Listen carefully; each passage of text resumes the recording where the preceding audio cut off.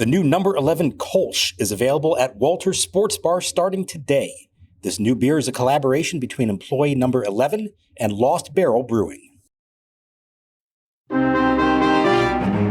to the belt, and now to the plate. And it's by Ruiz off his glove to the backstop, and here comes McCarthy to score. Diamondbacks lead 1-0 as Ruiz had that pitch get by him up and outside. That one slipped from Gore, and Diamondbacks with a triple and a wild pitch and a 1-0 lead. Barnes holds, still holding, and now fires. And a line drive toward the gap, right center field. This is going to split the outfielders and roll toward the warning track. Carroll will speed around third. He'll come in to score. Herrera will stop at second as Call plays it back in. It's an RBI double for Jose Herrera. 5-1 Arizona. And welcome to Nats Chat for Thursday, August 1st, 2024, along with MASNsports.com Nationals insider Mark Zuckerman, who is at Chase Field in Phoenix. I'm Al Galdi, host of the Al Galdi podcast. The Nationals now played 4 series since the All-Star break. 3 of the 4 series have resulted in sweeps, 1 by the Nats, but 2 of the Nats. The Nats on Wednesday lost at the Arizona Diamondbacks 5-4 to complete a 3-game sweep. The Nats did make the game interesting. They scored 3 runs over the final 2 innings and trying to overcome a 5-1 8th-inning deficit, but the Nats did ultimately fall short. They now are 49-60, 11 games below 500, most games below 500 that the Nats have been this regular season. You are listening to this podcast via Apple Podcasts or Spotify. You can rate the podcast with a star rating. 5-star ratings are greatly appreciated. They help us out a lot. Thank you for doing them. MacKenzie Gore on Wednesday, off having struggled in 5 of his last 6 starts, was better, though still not exactly good. Jacob Barnes had problems in relief of Gore. And the Nats offense, well, it did some good things. It went just to 2 for 12 with runners in scoring position. This ended up being a 1-run loss for the Nats, not a 17-run loss, as was the case late night on Tuesday night. But Mark, a rough series for the Nats to conclude a 2-4 road trip on which, shall we say, a lot of stuff happened. This was a wild road trip, Alan, and there were good things. Let's be clear. There were some very good things that happened on this trip, and there were some very not so good things that happened on this trip as well. You started off in great fashion with 2 wins in St. Louis in which they scored 24 total runs. So you have to be pleased with that. And then there's a game in Arizona where they score 8 runs. And of course, wind up losing it because of Kyle Finnegan's struggles in the 9th inning. But then the other games, the lack of offense is just so glaring. And I know they got it together there in the 9th inning and made it interesting, but it felt like they should have done something so much sooner to try to make a game out of this. And I think what has really become apparent to me this season is the inconsistency of the lineup. There are days that this looks like a very productive lineup, and there are days that looks like it cannot do anything. I know we've discussed reasons for why that may be. Whatever the case is, as a team starts to grow, get more experience, you've got to find some level of consistency at the plate. You cannot be this streaky and expect to be successful. You never know what you're going to get. You might get the Nats scoring 8 to 10 runs. You might get the Nats scoring 0 or 1 run. Game in, game out. That's just how it is. So I guess the good news is you have hope with every game, but the bad news is the likelihood of the team not doing much offensively, that is there. That is a real thing, game in and game out. We'll do some more on the offense in a bit, but, a big theme coming into this game on Wednesday was MacKenzie Gore, and how was he going to do? He has been in a real rut. There's no doubt about that. He came into the game having been bad in each of his last 4 starts, having been bad in 5 of his last 6 starts. He's been struggling. He in this outing was better, but still not good. He officially allowed 3 runs in 5 1/3 innings. He gave up 8 hits, which were a triple, 2 doubles, and 5 singles. He issued a walk and a wild pitch. What stood out as much as anything was that he recorded just 1 strikeout. Gore, as we know, is a strikeout pitcher, but he in this game had just 1 strikeout over 5 1/3 innings. He threw 98 pitches, 63 strikes versus 35 balls. Now, all of that said, through 5 innings, he had allowed 1 run. And so you felt pretty good about how things were going, even though the peripherals maybe weren't great. But he then ended up being charged with the 2 runs in the Diamondbacks' 4-run 6. What did you think about what we saw from MacKenzie Gore? So this was a different kind of look for him in not just the results, but in the way he pitched and the way he went about it. We've talked about how he is ultimately a swing and miss guy. He's got the stuff to be able to do that. As you said, only 1 strikeout, only 7 swings and misses the entire outing for him, which is a very low number by his count. There also were very few foul balls, at least in the first couple of innings, and then they kind of built up after that and started to make him work a little bit. But he got through his first 2 innings on 25 pitches, which was outstanding. Now, his velocity was down a tick. He admitted that. He said he didn't feel like he had his best stuff in this game. But what he did do was throw strikes, keep the ball over the plate, and the Diamondbacks took a very aggressive approach against him. So he said he barely ever got to 2 strike counts, was looking for more weak contact, and he actually, there were a couple of hard hit balls, but not a ton of them.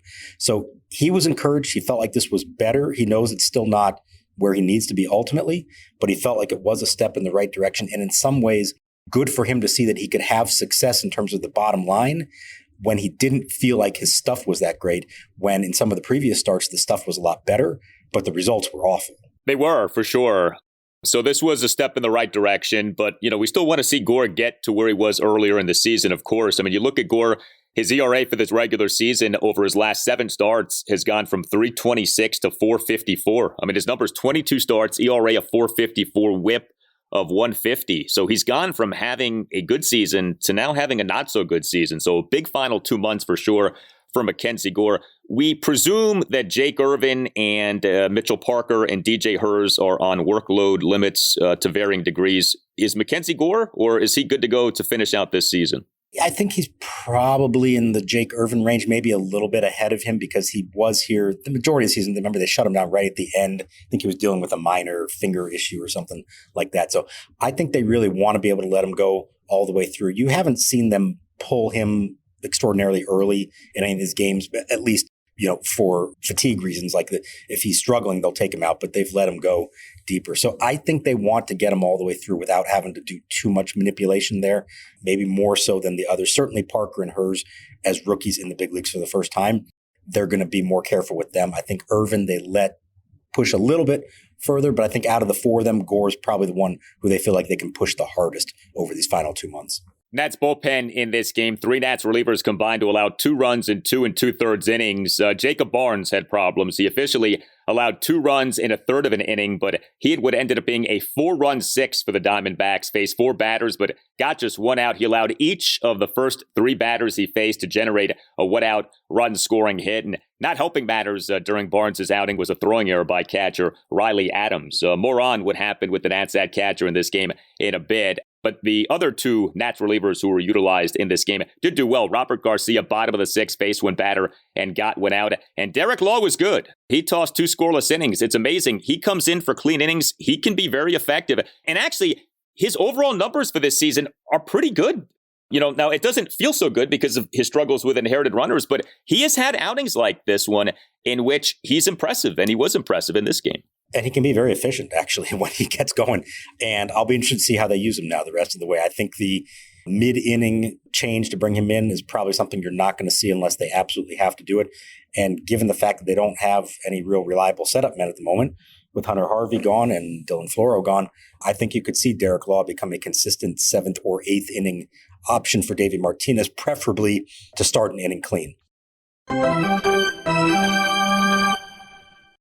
Hey guys, Al Galdi here for Window Nation. The 2024 MLB trade deadline may have passed, but that doesn't mean that there isn't still a great deal to be had. Window Nation, for listeners of the Nats Chat podcast, is offering a sensational deal. 2 free windows for every 2 windows that you buy, plus pay nothing with no interest for 2 full years, plus you get an additional $250 credit. Call 866-90Nation or visit windownation.com and tell Window Nation that you want the deal that you heard about from Al Galdi on the Nats Chat podcast. Window Nation windows are outstanding. Window Nation is the true window expert. Window Nation's professional installation teams have over 10 years of experience. Every Window Nation window undergoes a 50-point inspection before leaving the Window Nation factory. 866-90Nation or windownation.com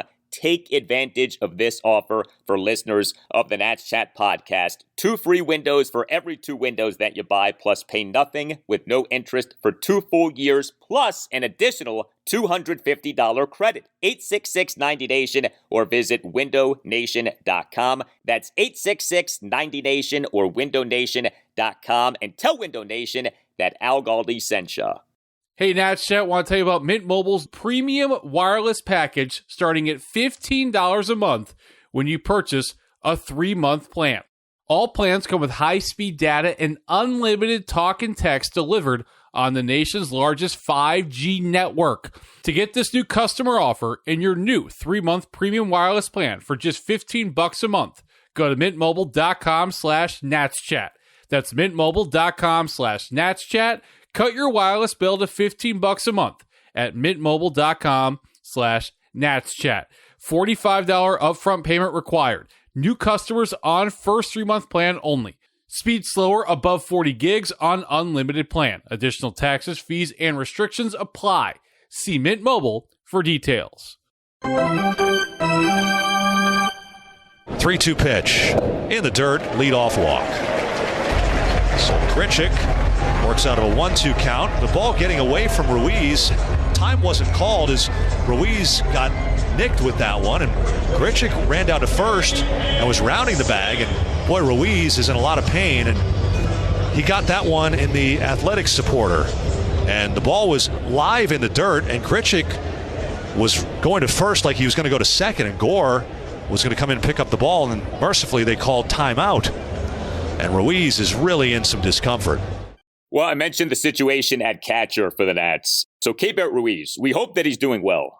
He is the Nats starting catcher and number 6 batter, went 0 for 2. He then left the game off taking a foul ball to his groin region. And that especially stands out with Keibert because it was in September 2022 that he suffered a testicular contusion that actually put him on the 10-day injured list. So, I know that sounds funny, but that was no laughing matter a few years ago. I know that he talked to you guys after the game. How is he doing? Doing a lot better. He said this is not nearly as bad as that one.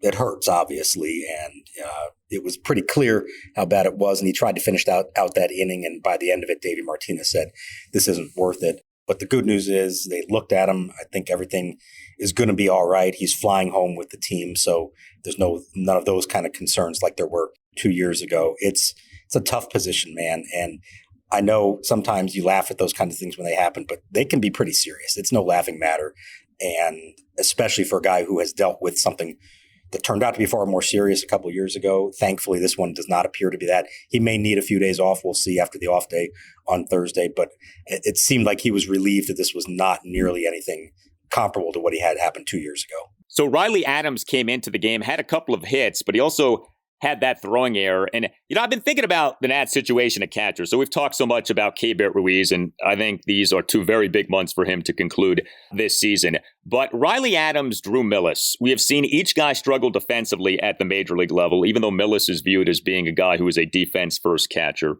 I know the Nats just drafted a bunch of catchers, but they're obviously multiple seasons away. It doesn't feel like the Nats love either Adams or Millis, and we know that it's questionable right now with where things are headed with Ruiz. When we talk about this coming offseason, I've had this thought. Do you think the Nats could sign a veteran catcher? Not to be necessarily their starter, but maybe a veteran who can be a number 2, but who also is perhaps capable of being a number 1. I'm thinking like a James McCann type, not him specifically, but someone who has been a number 1, but can also be a number 2.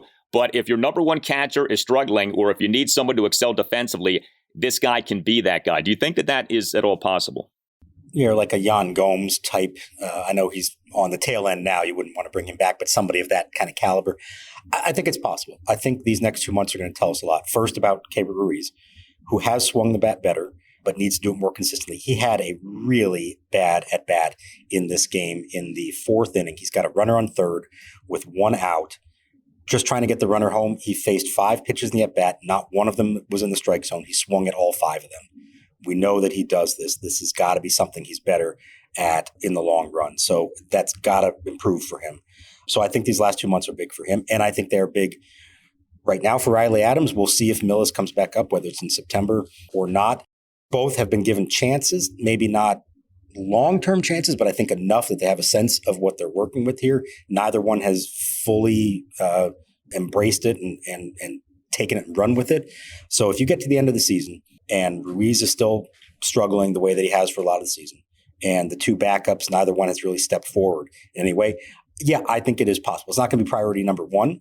I think there are bigger issues that they're going to try to address this offseason, hopefully some big names to fill some prominent positions on the team. But yeah, I could see them exploring that possibility if they decide that they really do need a better alternative to Ruiz, or at least somebody who could split the time with him and not feel like he's got to catch, 5 days a week like he does now. It's a funny thing. It was just a few years ago that it felt like the Nats had no promising young catchers. And then the rebuild started, and out of nowhere, you had all of these young catchers, right? And Ruiz and Adams and then Millis. And now we're back to talking about, boy, it would be nice if they had some veteran catchers. So just funny how things can be.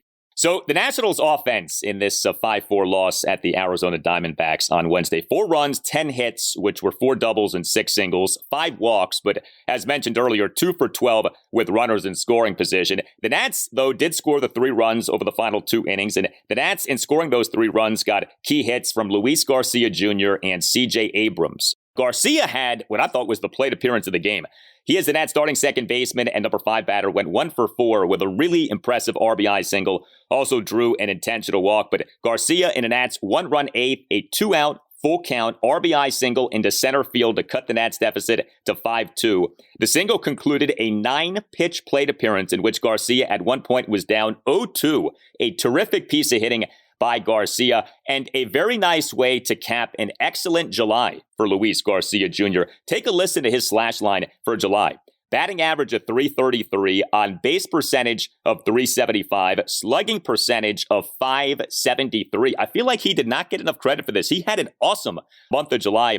And then C.J. Abrams, who we know did not have a great July, he did have a big hit. He is the Nats starting shortstop and number 1 batter, 1 for 5, but the one was an RBI double. Abrams in a Nats 2-run 9th, a 1-out RBI double off the center field warning track to cut the Nats deficit to 5-3. So a couple of big hits there from the middlemen of the Nats infield. Look, I agree. We have not talked enough about Luis Garcia and what he's done this year. And it hasn't been totally linear. It hasn't been a straight line that he's shown the improvement. But he has, in the bigger picture, been a better hitter for them this year. And we know he's been a much better defensive second baseman. Really, that has stayed pretty consistent all year long. And just think back to spring training and even opening day.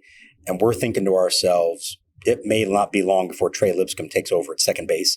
That's where the thought was at the time. Well, look how that's worked out. Luis Garcia has seized the job. It doesn't mean he's the definitive long-term answer there, but he has absolutely staved off any of those thoughts of him not at least being here for a little while and not holding on to the starting second base job. I give him a lot of credit. He has worked hard at it to provide more consistent at-bats and to play much more consistently effective defense at second base. And it should be talked about more. I think that's been a big development for them this year. Abrams, we know it was a bad month for him for sure. You hope that August for him is more like June and April were, and that we don't have this alternating month kind of thing going on. But, in the end, hopefully that can be enough for him. That was a really good at-bat for him to really crushed that ball to center field. Might have been a homer in some other parks. This is a really big center field here. That whole 9th inning, though, was filled with good quality at-bats. And while Abrams was aggressive, the other guys were patient. There was so much patience there facing Paul Sewald. And the biggest one that I saw that I loved was James Wood, coming up in a big spot with a chance to tie the game. And he stayed patient, got into a 3-1 count, and actually took a strike. It might have been a pitch he could have done some damage with, but he didn't get over aggressive there. Took it and then took the 3-2 pitch for ball 4. That's a big step up. He's starting to draw walks again after going, it was like 50 plate appearances without one. If he can keep doing that, that is a big step for him. Walks need to be a part of his game. We saw it his first week in the big league. Now we've started to see it again over the last week. Yeah, James Wood in this game also had a couple of hits. He is the Nats starting left fielder and number 3 batter, 2 for 4 with 2 singles in that walk. Top of the first, a 2-out infield single on a grounder that went off Diamondback second baseman Ketel Marte, and Wood in the Nats 1-run 4th, a leadoff opposite field single to left center field. Also drawing a walk in that 2-run 9th for the Nats was Jacob Young. And how about Jacob Young? Comes off the bench and ends up making a big-time impact in all kinds of ways in that 9th inning. So he begins the 2-run 9th with a leadoff walk, and he began the top of the 9th with a terrific defensive play. A leadoff first pitch flyout by Geraldo Perdomo. Jacob Young, a really nice running catch on the right center field warning track. And then he went into the outfield wall. I know he's made a lot of good defensive plays this season, but man, I mean, off the bench like that, right? Presumably you're cold. You want to kind of feel your way into the game. It's like, nah, you hit the ground running, and he literally running makes that catch right before smashing into the outfield wall. This was his first day off in forever. I mean, he's been out there every single day. And as we've talked about how grueling the schedule has been at times for this team. And the idea was that he was going to get the day off. And then because of the matchup later on, and because Travis Blankenhorn against a lefty didn't feel like such a great option, you had Jacob Young entering the game really, for pinch hitting and for defense. And that was a tremendous play. We're reaching a point here with him where you see the ball go up in the air anywhere in the vicinity of center field, and you just expect him to make the play. It's almost becoming a surprise when he does not make the catch. And there's still a couple months to go, but we know the analytics love him, have him as one of, if not the best center fielders in baseball this year. I hope that the coaches and managers who vote for Gold Glove awards have recognized that as well. At minimum, this guy deserves to be a finalist for a Gold Glove award. And I mean, that is something that I don't think any of us could have imagined coming into the season, that Jacob Young would be playing every day in center field and be legitimately one of the best defensive center fielders in baseball. Yeah, Jacob Young for this regular season as of games through Tuesday was tied for number 2 among all players in the majors. Not all outfielders in the majors, all players, period, in the majors in the StatCast metric, outs above average with 15. And, we've talked about outs above average. It does not love certain current/former Nats. C.J. Abrams does not fare well in outs above average. Jesse Winker does not. Lane Thomas does not. Jacob Young fares exceptionally well in that metric. And, you think about why Jacob Young is playing at the major league level. He did not begin the regular season at the major league level. He was brought up from AAA Rochester April 4th as a corresponding roster move to the Nats, putting Victor Robles on the 10-day injured list with a left hamstring strain. And I would say what Jacob Young is doing defensively this season, best defensive season by a Nats outfielder since Robles in 2019. I mean, if Robles' 2019 is the gold standard for defensive seasons by Nats center fielders, I think this Jacob Young season is giving that Robles 2019 season a run for its money. Yeah, I think Robles in 19, Denard Span back in the day, I think was right up there with it as well. And I think this stacks up very favorably with them. He has been great. It really allowed them to not feel like they had to try to force the issue with Robles anymore. Now, Victor, to his credit, has been great in Seattle, by the way. If you haven't been paying attention, look up his numbers. He's been phenomenal for them. Good for him for that. So number one, Young was able to kind of allow them to essentially give up on Robles after all these years. And as we've discussed, I think it has, at least in the short term, altered their thinking on what they want to do with their young outfielders, where James Wood is in left field. And my hunch is that when we see Dylan Cruz up here, it will be in right field. Jacob Young has been that good in center that he's holding off anybody else who might theoretically take that position from him.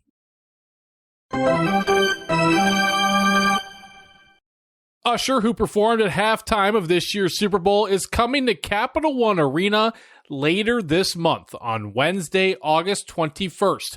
Make Game Time your first spot to look for available tickets. Game Time is proud of their ticket coverage. Your purchase is covered with the most flexible customer service policy in the ticketing industry. They also offer a panoramic view from your seat in the app before you buy. Create an account and redeem the code NATSCHAT for $20 off. Terms apply. Download Game Time today. Last minute tickets, lowest price, guaranteed.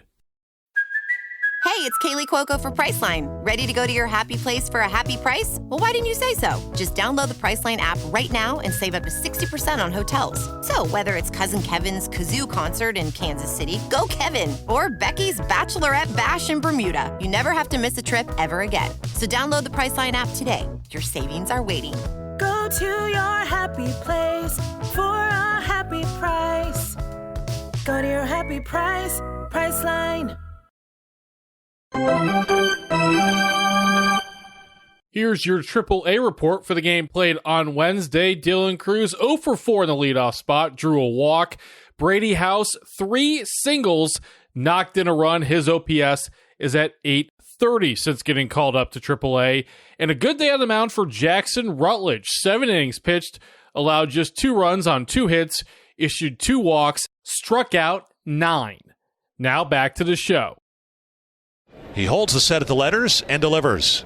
And Ramirez slices one to right field. Will it stay fair down the line? Yes, it will. It's going into the corner. Played on the warning track by Carroll. Wood rounding third. He's going to try to score. The relay from Marte to the plate. Wood the slide to the back corner of the plate, and he's in there. What a slide by Wood. He slides behind home plate, reaches back with his left hand and touches the plate with the game-tying run. RBI double for Ramirez. The Nationals won and the Diamondbacks won. What a slide and reach by James Wood. I do want to salute Harold Ramirez. Man, he's doing a nice job for the Nats when he plays. So he on Wednesday as the Nats starting DH and cleanup batter, 1 for 5 with an RBI double. Ramirez in the Nats 1-run fourth, an opposite field RBI double to the right field corner to tie the game at 1. It was on June 24th that the Nats announced that they had selected the contract of Ramirez from AAA Rochester. Remember, they signed him earlier in June to a minor league contract. So Ramirez, since being promoted to the majors by the Nats, 62 plate appearances, an OPS of 773. You know, he hasn't been like phenomenal, but he's done I think a pretty nice job overall. Him and Juan Yepez, I know we joked about this the other day, but they have given the Nats quite a bit these last few weeks. They've absolutely needed it. I don't know that in the end Ramirez is going to do what Jesse Winker did, but it has not been that steep of a drop-off since he took over there, and that's been good to see. He's always hit everywhere that he's been. There's a reason they wanted to scoop him up when he suddenly became available, when the Rays gave up on him, and he has seized this opportunity. And I think for the rest of this season, at least, we're going to see a whole lot of him. Now, he did have a chance in the 9th with the bases loaded to drive in at least the tying run, and he got very swing happy against a tough sidearm right-hander in Thompson. So it was not an easy or comfortable at bat, but he did chase some pitches there and struck out in a big spot in the game. But bigger picture, what he's done for them, they've absolutely needed it. I mean, let's be clear here. They're rolling right now with a lineup that includes Juan Yepez and Harold Ramirez in like the 2, 3, and 4 positions, in some combination of those. That is not where we thought this was headed. Maybe even a month ago, did not see anything like that happening. But it is the reality of the situation right now, and good for them for performing well enough that they deserve, in this lineup at least, to stay in those spots. So now the Nats return home. They have the off day on Thursday, and then comes a super lengthy homestand, a 10-game homestand, 3 games against the Milwaukee Brewers, 4 games against the San Francisco Giants, 3 games against the Los Angeles Angels. And then after that is a 2-game series at the Orioles. I know that that's not a continuation of the homestand, but obviously you're not far from home come that series. So the series against the Brewers this coming weekend. Game 1, Friday evening, 6:45. Jake Irvin will be the Nats starting pitcher. Game 2, Saturday afternoon, 4:05. DJ Hers will be the Nats starting pitcher. And Game 3, Sunday afternoon, 1:35. Mitchell Parker will be the Nats starting pitcher. We saw the Nats play the Brewers very well going into the All-Star break. And I like how the rotation sets up for this series. The 3 pleasant surprises in terms of Nats starting pitching last season and this season. Irvin, Hers, and Parker pitching in this series. Probably the 3, well, no, I'd say definitely the 3 Nats starting pitchers who you feel the best about right now. So in theory, you've got a chance to get some good pitching performances this weekend. Yeah, and they did play well against Milwaukee, a very good team in itself prior to the All-Star break. And I think as grueling as some of these road trips have been, they've played the most road games in the National League to this point. The idea of 10 straight at home, I think, has got to be appealing to them, no matter the opponent. And then, like you said, 2 games in Baltimore and then 3 games in Philly. So they're not going to get on an airplane again until the end of August when they go to Atlanta. And I think that's just a real quick trip, 3 games down there. So finally, after a really grueling schedule for most of the first 4 months of the year, it eases up here somewhat.